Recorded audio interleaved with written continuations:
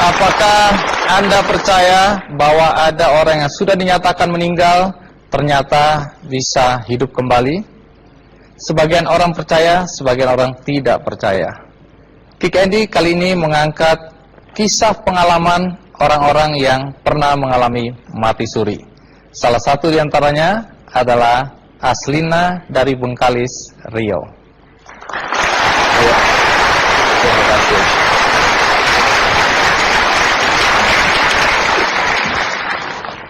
Mbak Aslina, apa betul Anda pernah mati suri? Katanya begitu sih. Katanya begitu ya. Itu tahun berapa? 2006. Berarti 4 tahun yang lalu ya? Ya. Waktu itu umur Anda berapa? 24, enggak salah. Baik, bagaimana ceritanya sampai Aslina mati suri dan apa yang terjadi padanya? Sebelum saya lanjutkan, ikuti dulu kisahnya berikut ini.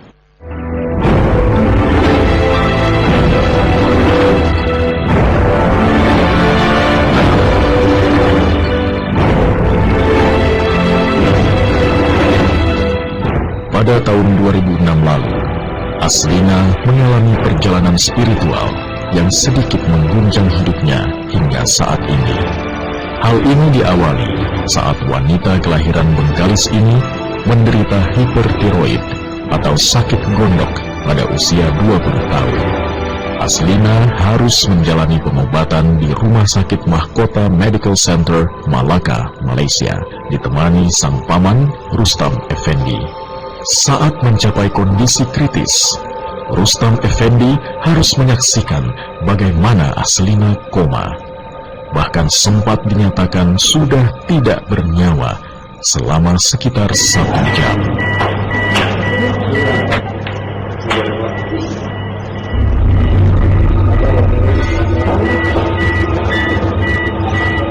Hingga akhirnya, mesin deteksi jantung kembali bergerak, menandakan adanya denyut kehidupan pada raga Aslina.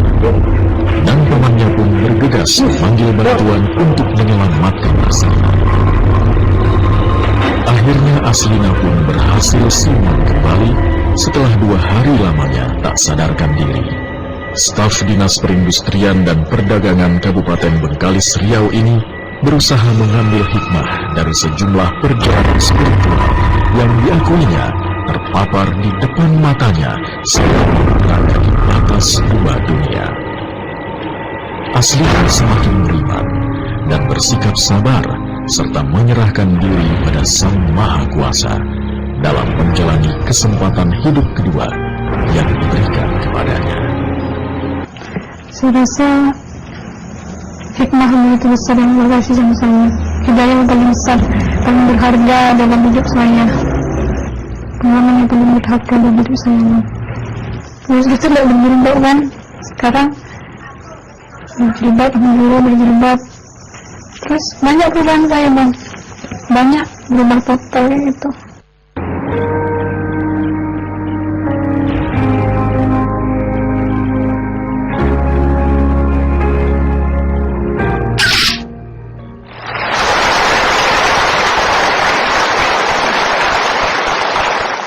Waktu Anda dibawa masuk ke ruang ICU, itu Anda masih sadar? Saya udah nggak sadar. Sakit sebenarnya dokter waktu memeriksa tidak berani mengoperasi Anda ya? Dikasih obat aja ya? Iya. Terus disuruh pulang? Iya. Tapi kemudian mengapa tiba-tiba Anda kembali lagi ke rumah sakit waktu itu? Waktu itu malam ya, malam Jumat kalau nggak salah. Tiba-tiba saya merasakan sakit kepala. Terus waktu itu paman saya membawa saya ke rumah sakit lagi ya, ke MMC. Terus saya dirawat di UGD. Kapan terakhir Anda masih sadarkan diri? Setelah koma. Anda ditemani oleh paman ya? Iya, paman. Iya. Nanti sebelum sampai ke sana saya ingin tahu dulu dari paman Anda ya, Pak Rustam.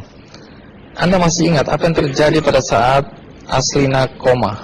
Waktu itu kejadian tengah malam itu sekitar jam 1. Memang dari sore kondisi dia sudah sangat lemah. Kemudian sampai malamnya sampai jam 1 malam, kemudian baru kita larikan ke MMC Mahkota Melaka, dimasukkan ke UGD. Setelah dari ruang UGD itu dia dipindahkan ke lantai 3. Nah, disitulah secara mata kasar kita kan, sesak dia itu semakin menjadi, dan ditangani oleh beberapa perawat dan seorang dokter Cina waktu itu. Cuma dari mata kasar kita, sepertinya saat itu Aslina mau menghadapi kematian kayaknya. Apa betul waktu itu Anda melihat alat pendeteksi jantung Aslina waktu itu sampai pada flat gitu ya? Saya sempat melihat detak jantung itu makin melemah dan mengalami garis lurus. Saya tidak tahu apakah waktu itu penglihatan saya salah atau apa itu bukan halusinasi Anda aja, kan Anda dalam keadaan lelah, ngantuk. Iya, bisa terjadi hal itu. Tetapi saat itu kejadian saya melihat sepertinya Aslina ada mengalami sudah sebuah kematian gitu. Nah, apa reaksi Anda waktu merasa bahwa Aslina ini sudah tidak ada? Kalau reaksi saya tidak bisa diungkapkan saat itu ya. Bagaimana seorang keponakan yang perginya itu sehat, kok pulang besok kita harus membawa jenazah pulang gitu kan. Dalam pikiran kan gitu saat itu kan. Lalu apa yang Anda lakukan? Kita menelpon saudara-saudara yang ada di Bengkalis Riau,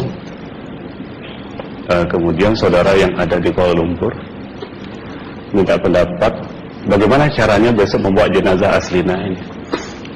Memang saat itu belum ada perkataan atau pernyataan resmi dari dokter, belum. Bahwa Aslina sudah meninggal? Belum. Tapi Anda melihat karena denyut jantungnya itu sudah flat begitu ya? Kemudian saya sempat bertanya kepada suster saat itu, bahwa mengatakan Aslina dalam keadaan kosong. Apa betul alat-alat waktu itu sudah dilepas dari tubuh Aslina? Sudah dilepas. Nah, setelah Anda tahu Aslina tidak ada dan Anda menelpon, siapa yang menunggu di kamar ICU? Itu ada 2 orang perawat itu. Anda tanya ke dokter nggak? Apakah dia sudah meninggal atau belum? Saya belum tanya waktu itu. Tapi ada pernyataan dokter? Belum. Waktu Anda masuk itu? Belum juga? Belum ada. Jadi ini kesimpulan Anda sendiri waktu itu ya? Saya sendiri. Dan saat itu juga bukan saya sendiri yang menyaksikan. Secara umum, ada beberapa orang lagi yang kebetulan membawa familinya itu berobat di situ. Meninggal, sampai kemudian dia ternyata hidup kembali. Secara pastinya itu kita tidak tahu kan, tapi mungkin lebih dari 1 jam saya duduk di luar itu, saya lihat perawat kembali berlarian membawa alat, memasang alat kembali kepada Aslina. Nah, berapa lama setelah siuman ya atau hidup kembali, Aslina masih berada di rumah sakit? Setelah itu malam itu jam 4 subuh, beliau dipindahkan ke ruangan ICU dalam keadaan koma. Oh, jadi walaupun sudah bisa bernafas kembali, tapi masih dalam keadaan koma itu 2 hari 2 malam. Dengan bantuan alat-alat, bantu pernafasan dan lain-lain begitu. Iya.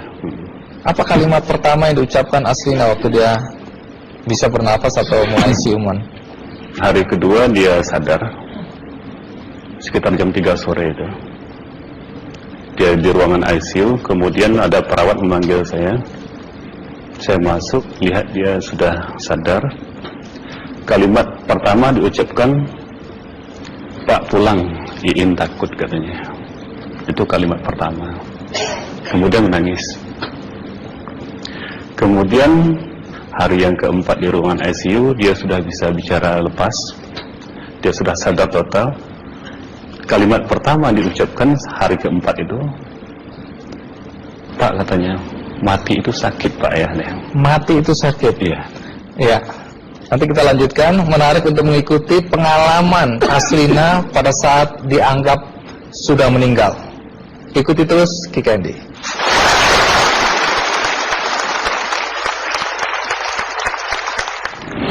Rasa dada sesak, terus sakitnya tuh seperti ditusuk pedang, terus seperti kulit binatang dikuliti gitu. Hidup-hidup.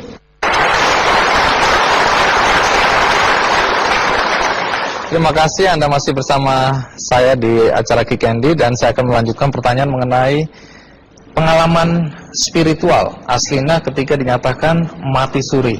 Nah, tadi disebutkan oleh paman Anda, Pak Rustam, bahwa Anda mengatakan, Pak, mati itu sakit. Apa yang Anda rasakan waktu itu? Rasa dada sesak, terus sakitnya tuh seperti ditusuk pedang, terus seperti kulit binatang Dikuliti gitu? dikuliti hidup-hidup. Sakit sekali waktu itu Sakit rasanya? sekali. Terus di dada saya terasa sesak. Setelah itu paman saya mengajar saya mengucap kalimat thayyibah, terus mengucap doa kalimat syahadat, asyhadu an la ilaha illallah wa asyhadu anna muhammadar rasulullah. Apa betul waktu roh Anda itu dicabut dari kaki itu, Iya. Anda bisa melihat jasad Anda? Sempat saya melihat jasad saya pada waktu itu, tapi sebentar. Setelah itu saya dibawa pergi oleh 2 orang malaikat ini. Oh. Dan pada waktu itu saya ingin ketemu sama ayah saya. Kebetulan ayah saya sudah meninggal. Dan suatu ayah saya meninggal, dia berusia 55 tahun. Setelah saya ketemu di sana, dia tuh berusia muda. Kok muda? Berusia 17 sampai 20 saya perkira. Anda sempat ngobrol dengan ayah? Sempat. Apa yang Anda sampaikan? Waktu itu ayah nangis. Ayah saya bilang, kenapa kamu kesini nak? Pulanglah. Di rumah tidak ada orang. Kasihan lihat ibumu dan adik-adikmu. Tidak ayah, janjiku sama Allah sudah sampai. Dan pada waktu itu ayah saya menangis. Lalu apa yang dia ucapkan? Diam aja dia. Tersilang. Kembali ke malaikat tadi, bentuk yang Anda lihat seperti apa malaikat ini? Dia ini laki-laki, tapi mukanya sama semua. Berapa malaikat? 2. 2. Iya. Fisiknya seperti apa? Seperti berserban, berpakaian ihram, mukanya sama. Wajahnya seperti apa? Wajahnya sulit saya gambarkan. Yang jelas dia ini sama, dua-dua itu sama rupanya. Apakah ada ucapan dari 2 sosok yang Anda anggap malaikat itu? Ada. Apa kata mereka? Waktu itu saya mengalami perjalanan spiritual. Saya disoal oleh malaikat itu dengan sebutan ma ayyutuka, siapa Tuhanmu, katanya. Waktu itu ruh saya menjawab, Tuhanku adalah Allah. Siapa pemimpinmu? Pemimpinku adalah Nabi Muhammad sallallahu alaihi wasallam. Mana kiblatmu? Kiblatku adalah Ka'bah. Siapa kedua orang tuamu? Siapa saudara maramu? Terus saya diperjalankan. Setelah itu kedua orang malaikat ini memimpin tangan saya, tangan kiri saya, membawa saya ke satu tempat, menduduki saya di sebuah kursi. Pada waktu itu kursinya tuh empuk, mungkin 8 busanya ya, cantik. Terus di sana saya duduk.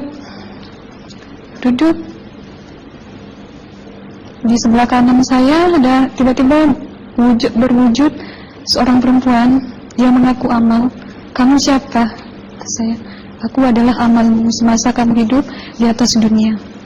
Dan selama kamu di sini, saya akan menemanimu sampai yaumul akhir, itu katanya. Dan pada waktu itu saya melihat perempuan-perempuan solehah berpakaian muslimah, berkerudung, mencium pipi kanan, pipi kiri. Mungkin salam perkenalan pertama waktu menduduki di situ. Setelah itu saya dihijrahkan lagi, dibawa oleh 2 orang malaikat ini lagi, melihat dosa-dosa besar ya. Di sana saya diperlihatkan ada seorang laki-laki memikul besi di bahunya. Saya perkirakan besi itu mungkin beratnya tuh berton kali ya, Berat sekali ya. berat sekali. Terus dia berjalan nggak sampai-sampai ke tujuannya, berlumuran darah nanah, baunya na'udzubillah min dzalik. Bajunya tuh sobek-sobek. Waktu itu roh saya disaksikan oleh Amal. Saya tanya kepada Amal, roh tanya sama Amal, wahai Amalku, dosa apakah yang manusia ini lakukan sewaktu ia hidup di atas dunia? Amal menjawab pada waktu itu, sewaktu manusia ini di atas dunia, dia ini adalah menyantet orang, meneluh orang, sehingga dia berjalan nggak sampai yaumul akhir katanya. Yang kedua, saya melihat ada seorang laki-laki saling membunuh. Sebentar kayak gitu lagi. Waktu itu, sewaktu manusia ini hidup di atas dunia, dia adalah seorang pembunuh, hingga dia tidak mau bertanggung jawab terhadap orang yang dibunuhnya. Terus yang ketiga, saya melihat ada seorang laki-laki dihujam kemaluannya pakai besi panas, timah panas itu ya, hingga menembus. Waktu itu roh bilang sama Amal, wahai Amalku, dosa apakah yang manusia ini hidup di atas dunia? Amal waktu itu menjawab, sewaktu manusia ini hidup di atas dunia, manusia ini adalah seorang perzina. Setelah itu saya melihat ada seorang laki-laki disebati oleh rotan. Rotannya itu menyebati kulitnya tuh hingga lepas daging sama kulitnya. Itu Amal menjawab, sewaktu manusia ini hidup di atas dunia, dia ini tidak pernah sholat Islam, hingga waktu matinya pun dia tidak mengucap 2 kalimat syahadat. Dan pada waktu itu roh sama Amal sempat menghafiz Quran pada waktu itu dengan harapan supaya orang manusia yang Allah siksakan ini bisa terampuni dosanya. Jadi masih sempat waktu itu ya? Iya, roh sama Amal yang menghafiz Quran, bertahzim, bersalawat, baca ayat 1000 dinar, membaca Yasin. Tapi sayang, bahkan tambah banyak, Allah tidak mengampuni dosa-dosa mereka, sayangnya. Setelah itu, akhirnya yang terakhir kali berzikir. Zikir saya pada waktu itu, subhanallah, walhamdulillah, wala ilaha illallah, wallahu akbar, la hawla wala quwwata illa billahil aliyyil azim. Sekuat-kuatnya nada saya berteriak. Tiba-tiba saya merasakan detik jantung ya. Waktu itu mungkin paman saya yang menyaksikan. Itu saya koma. Disitulah sebenarnya Anda kembali ke jasad ya? Iya, benar. Jadi banyak sekali Anda menyaksikan kejadian-kejadian di alam sana ya. Nah, menarik karena waktu kami menghubungin Mbak Aslina, pada dasarnya Mbak Aslina keberatan menceritakan kembali kisahnya. Tapi kalau toh akhirnya Anda mau sampai di sini dan Anda sudah bercerita, apa harapan Anda pada orang-orang yang mendengarkan kisah ini? Ya, harapan saya pertama, ya lebih banyak mumpung menyambut puasa ya, lebih banyak mendekat diri aja sama Allah, perbanyakkan amalan soleh, perbanyakkan zikir, perbanyakkan sholawat, baca Quran, dan sebagainya. Itu harapan Anda ya? Iya. Baik, terima kasih Mbak Aslina ya, sudah datang dari Bengkalis untuk menceritakan kisah ini.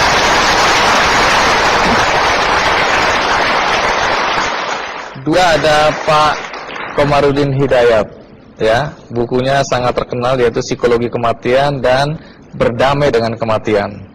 Ini menarik karena di buku pertama itu secara jelas Pak Komarudin mengatakan bahwa dia mewawancarai orang-orang yang pernah mati suri. Nah, boleh tahu apa yang Anda temukan dari pengalaman mewawancarain orang-orang yang pernah mati suri? Ada berapa istilah yang saya jumpai, yaitu orang yang mengalami keluar dari badan, namanya OBE, out of the body experience. Ini bukan mati suri, tapi orang ya sehat, dia ketika tidur itu bisa keluar dari badannya. Ini kalau dalam tradisi Jawa ada namanya Ngrogo Sukmo juga ada kan. Satu. Nah, ada lagi orang yang pernah mengalami mati suri, kemudian namanya NDE, Near Death Experience. Pengalaman rohani itu, ini kan sebenarnya menjadi kepercayaan klasik semua bangsa dan agama percaya. Dan agama juga mengatakan bahwa dalam diri kita itu, kehidupan yang primer, itu kan kehidupan rohani, yang ada dalam jasmani. Satu. Nah, pengalaman mati suri ini sungguhnya hanya memperkuat saja keyakinan agama manapun juga. Nah, kemudian cerita-cerita ini secara ilmiah sulit dibuktikan, tapi sulit juga diingkari. Nah, berapa hal yang orang pernah saya wawancarai. Satu, bahwa rohani ketika keluar dari badan, ini ibarat flash disk ya, atau rekaman. Maka kemudian ketika roh di sana, itu akan kelihatan semua rekamannya. Rekaman atas amalnya, perbuatannya. Sebenarnya badan ini kan merekam kan. Kalau untuk membuktikan bahwa kita merekam, itu tidak usah sampai mati pun kita bisa membuktikan bahwa tubuh, lidah itu merekam semuanya. Nah, ketika rekamannya itu bagus, maka kemudian akan memberikan satu fasilitas yang nyaman, yang indah sekali. Seperti yang diceritakan mungkin saudari Aslina itu. Tapi sebaliknya, kalau rekamannya itu negatif, maka pengalaman rohaninya itu juga sengsara. Ibarat orang mimpi. Ketika mimpi sebelumnya itu indah hidupnya, maka mimpinya akan indah. Tapi kalau sebelumnya itu sengsara, maka mimpinya sengsara. Kira-kira sederhananya seperti itu. Tapi pesan moralnya dari sekian banyak yang saya wawancarai, itu satu gini. Bahwa orang umumnya itu berubah total karena dia yakin bahwa hidup ini ternyata tidak selesai dan kematian, bahwa nanti ada kelanjutannya. Jadi ada hukum sebab akibat. Maka sekian banyak orang yang merasa wawancarai, yang tadinya tidak bayar pajak jadi bayar pajak, ya kan? Dan orang-orang yang merasa menang perkara karena nipu orang, dia kemudian dia malu, dia bertobat, sehingga berusaha dia untuk selalu membuat rekaman kebaikan untuk hidupnya. Nah, ini bagi saya itu believe it or not, tapi ternyata sekian banyak orang yang saya wawancarai itu betul-betul berubah hidupnya. Luar biasa. Ya. Terima kasih Mas Walidin.